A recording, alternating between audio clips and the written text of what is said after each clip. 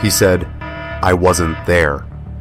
Then a 15-second video, recorded for a dog, not for a court, played in front of a jury, a familiar voice in the background. 8:44 p.m. at the kennels, minutes before everything ended. In a family that made law for a century, one tiny clip rewrote the story. The name Murdaugh wasn't just a name, it was a hallway key. For generations, the family ran prosecutions, shaped juries, and carried a kind of weathered authority that made people stand a little straighter. Alex carried that weight, and the access that came with it, but power looks different from the inside. Debts don't respect surnames. Addiction doesn't bow to pedigree. Around the estate called Moselle, thousands of acres of quiet, pressure built like summer heat before a thunderstorm. On a June night, the storm arrived. Paul and Maggie were found shot near the kennels. Alex called 911, his voice clipped and shocked. He said he'd just found them. He told investigators he hadn't been at the kennels that evening. A husband and father, a powerful lawyer, a community fixture, suddenly became the person everyone watched. Investigators did what investigators do. Seized phones, scraped location pings, read step counts, matched car movement, and split the night into minutes. A story that relies on memory will always be softer than a story written by censors. Timestamps don't blink. Paul had recorded a short clip to ask a friend about a dog's tail problem. It wasn't evidence, it was life.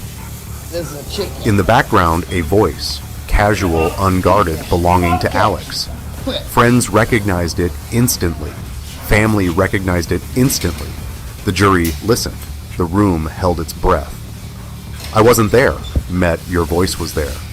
Between those two lines is a canyon. Cell data supported the video. Steps, orientation changes, the car's modern diary.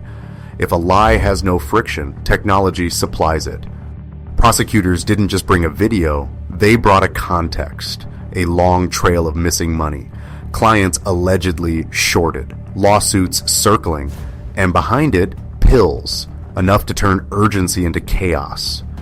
When your life becomes a fire, you learn to throw smoke. The state said the murders bought Alex time, shocked the community, pulled eyes away from spreadsheets, reset the narrative to tragedy.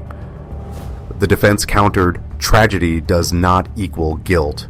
Where is the weapon? Where is the direct line? But trials don't ask for perfection, they ask for reason. A trial is a slow machine, witness by witness, exhibit by exhibit. Some pieces wobble, some land with a thud. The kennel clip landed. Alex admitted he was at the kennels, contradicting what he told law enforcement, blaming fear and addiction for the lie. Jurors measured words against data. Why lie there, if not to widen distance? Meanwhile, the state stacked context. Financial misdeeds, staged drama, a habit of controlling the story. There's a moment when a jury stops auditioning alternate plots and starts following the cleanest line. The line ran through 8:44 p.m. In a county where the family once set the tempo, 12 strangers set it instead. Guilty. Not because of one perfect exhibit, but because of many ordinary ones, woven. Because the most devastating evidence didn't try to be dramatic. It was a boy filming a dog. 15 seconds that carried more weight than a century of influence. In the digital age, our devices keep diaries we don't know we're writing. When truth has sound, lies lose their microphone. Fade to black.